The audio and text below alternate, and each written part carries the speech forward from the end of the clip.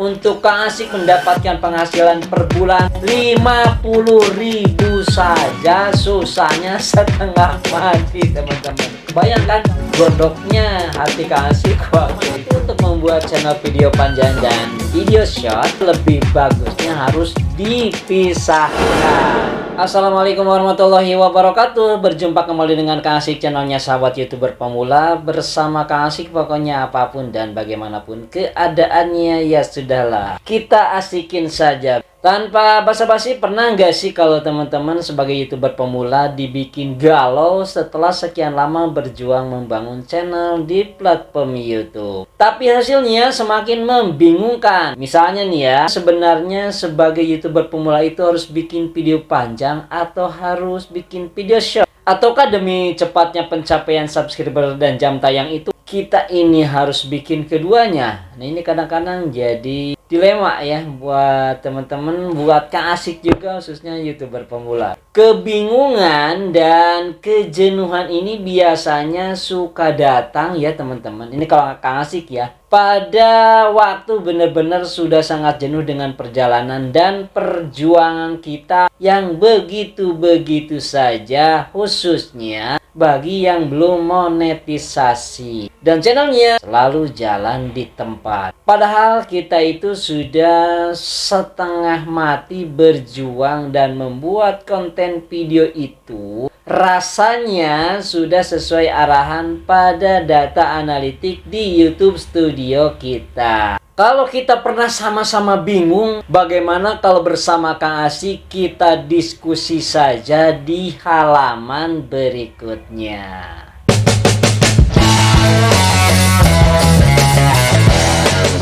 Sebelum dilanjutkan pada pembahasan tentang apakah kita harus memilih untuk membuat video panjang atau video short, ini Kang Asik punya sebuah hipotesa atau dugaan sementara mengenai bagaimana sih sebenarnya maunya YouTube untuk kita membuat video itu agar bisa dan selalu direkomendasikan, khususnya yang satu tema dengan kita. Sementara hipotesa Kang Asik dari nol membangun channel sampai dibuatnya video hari ini kurang lebih kira-kira sebagai berikut nih. Pertama, apakah kita kalau berbicara di depan kamera itu wajib seperti seorang presenter layaknya di TV nasional? Jawabannya, di YouTube itu kita tidak mesti harus seperti seorang presenter kawakan. Cukup berbicaralah sesuai karakter kita, tidak usah dipaksakan, tidak usah mengadik-adik.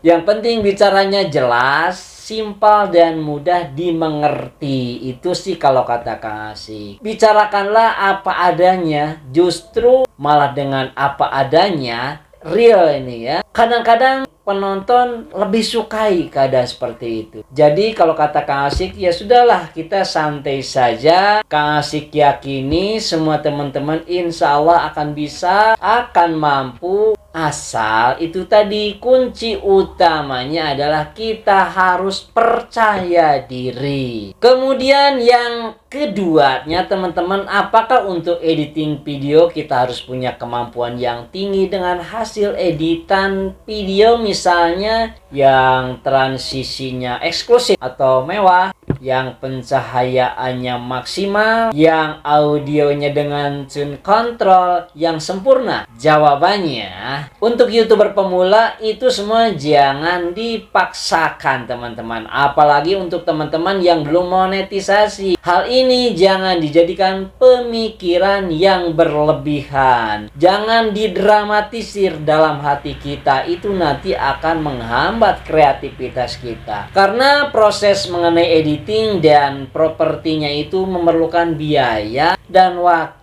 yang sangat panjang. Jadi saran Kang Asik berdasarkan pengalaman Kang Asik sendiri ya teman-teman, maka lakukanlah apa yang kita mampu saja dengan sabar sambil berjalan. Sebab untuk diterima monetisasi dan untuk mendapatkan penghasilan menjadi seorang YouTuber itu tidak wajib kitanya harus pintar. Yang jelas, dipentingkan sekali adalah karakter kita ya harus sopan, harus ramah, harus jujur, dan intinya harus rendah hati, serta konsisten berkarya walaupun dengan kemampuan seadanya. Sehingga sebenarnya kepribadian kita itulah yang nantinya akan jadi mercusuar keberadaan channel kita sendiri. Semoga teman-teman berhasil, semoga teman-teman sukses ya, tentunya Kang Asik doakan.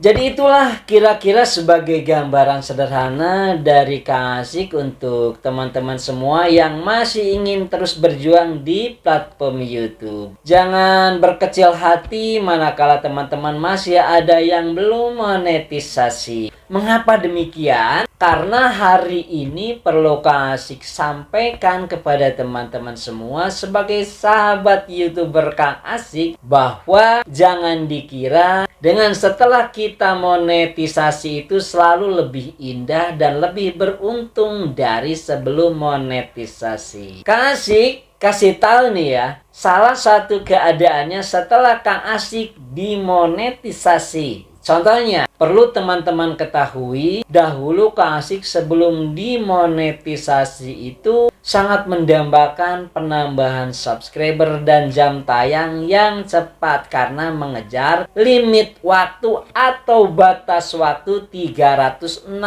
hari atau 1 tahun untuk diterima sebagai YouTube Partner Program dan jangan melebihi 1 tahun itu. Ternyata nih ya teman-teman, permasalahan dan kendala itu seperti tiupan angin yang menerpa pohon yang semakin tinggi tiada habisnya. Tahu nggak? Setelah Kang Asik dimonetisasi dengan jumlah konten video sekarang yang ke 172 dan jumlah subscriber adalah 3.655 dalam perjalanan umur channel kurang lebih 12 bulan, untuk Kang Asik mendapatkan penghasilan per bulan 50.000 saja susahnya setengah mati teman-teman. Jadi bukan Kang Asik menakut-nakuti, ini Kang Asik alami, belum tentu sama dengan channel yang lain. Ini Kang Asik ya yang cerita ya, bukan berbicara tentang channel yang lain. Mungkin ada di antara teman-teman yang berpendapat barangkali konten videonya Kang Asik tidak bermutu, tidak memenuhi kebutuhan penontonnya, serta tidak konsisten dalam produksi videonya. Entahlah ya, Kang Asik tidak bisa menjawab semua itu. Tentu dalam hal penilaian yang objektif ini hanya ada pada teman-teman Kang Asik semua tentunya.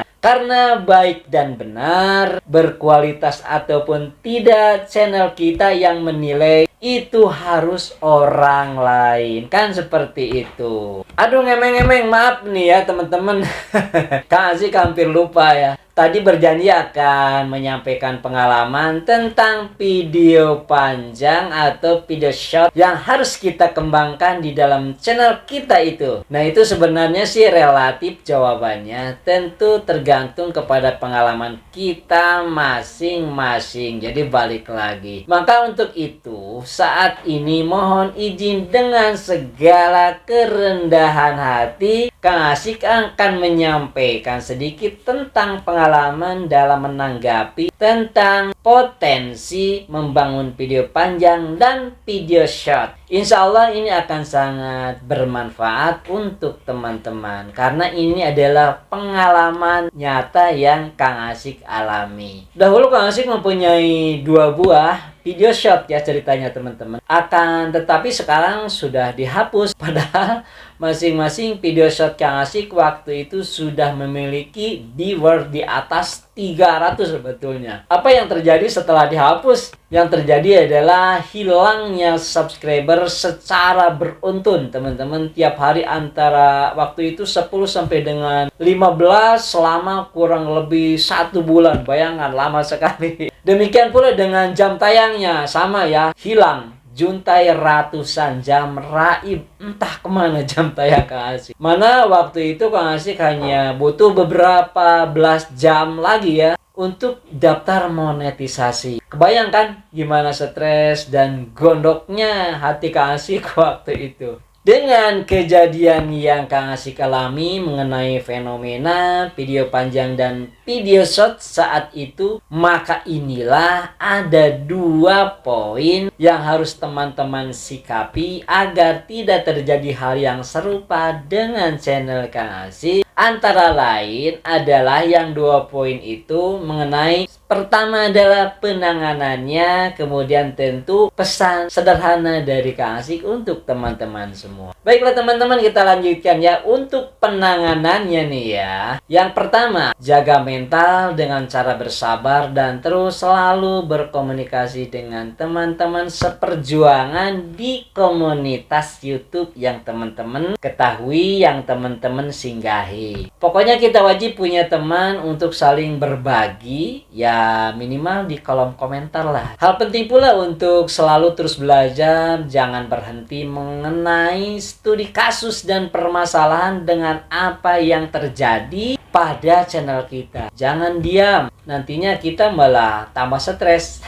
yang akhirnya bisa bikin kita ini berhenti nge-YouTube. Jadi kuncinya nih ya teman-teman, camkan baik-baik bahwa bukan hanya kita yang mempunyai masalah seperti yang sedang kita alami. Teman-teman pun yang di luaran sana masih sangat banyak yang mengalami kecewa ya seperti kita. Jadi kita harus tahan mental, harus yakinnya bahwa kita ini kuat. Yang kedua, lanjutkan kita untuk terus membuat video tiap hari sampai keadaan menjadi kondusif. Jadi sampai subscriber dan jam tayang kita stabil teman-teman. Tapi ingat, kita harus memilih satu di antaranya. Apakah mau mengembangkan video panjangnya atau video shortnya? Pilihlah salah satu saja dulu. Ketiga, selama subscriber dan jam tayang kita belum stabil, usahakan dulu agar kita menahan diri teman-teman untuk tidak melakukan subscribe dulu ke channel orang lain sampai keadaan channel kita benar-benar stabil. Karena nih ya, kalaupun dipaksakan kita kunjungan dengan memberikan subscribe kepada orang lain, sementara channel kita belum stabil atau lagi sakit, apalagi secara berlebihan memberikan subscribe-nya, hal ini hanya akan memperburuk keadaan saja. Gampang, nanti kalau sudah stabil, ya silakan. Karena silaturahmi itu wajib. Dan saling mendukung itu sudah tentu harus ya di dalam platform YouTube. Bersama teman-teman, karena kita harus saling mendukung agar maju juga bersama. Selanjutnya, poin keduanya, pesan dari Kang Asik tentunya berdasarkan pengalaman. Pertama nih teman-teman, berdasarkan pengalaman itu untuk membuat channel video panjang dan video short, itu ternyata lebih bagusnya harus dipisahkan. Karena yang Kang Asik alami ketika video panjang dan video short disatukan, maka target jam tayang untuk video panjang akan lebih lambat dalam hal pencapaiannya. Alasannya karena siapapun penontonnya, ya termasuk Kang Asik juga ya, mungkin termasuk teman-teman juga. Apalagi kalau tujuannya untuk memberikan subscribe, itu cenderung kita akan lebih memilih untuk menonton video pendeknya atau video shortnya saja. Kan begitu ya. Yang kedua, kalau memang teman-teman sudah terlanjur antara video panjang dan video shortnya disatukan dalam satu channel, ya sudahlah, tidak apa-apa. Akan tetapi ya usahakan video shortnya itu mengambil cuplikan dari video panjang kita. Karena sebetulnya ya YouTube sudah memberikan aplikasi ini di pembuatan video shortnya. Sudah ada ya teman-teman. Jadi silakan teman-teman pelajari dan itu sangat mudah sekali. Yang ketiganya teman-teman, hati-hati untuk teman-teman, andai pun terpaksa misal kita harus menghapus konten video short, itu harus dipertimbangkan terutama jam tayangnya atau viewernya sudah di atas 100 kali ditonton. Kalau memaksakan dihapus, itu akan berdampak sangat buruk terhadap keadaan subscriber dan jam tayang kita. Jadi kalau menurut Kang Asik, lebih baik konten video short tersebut statusnya dinonpublikasikan saja, oke? Jadi cari aman dulu lah. Saya Kang Asik, mohon undur diri untuk pamit dan kita berjumpa lagi di video berikutnya. Wallahu muwaffiq ila aqwamit thoriq. Assalamualaikum warahmatullahi wabarakatuh. Jos.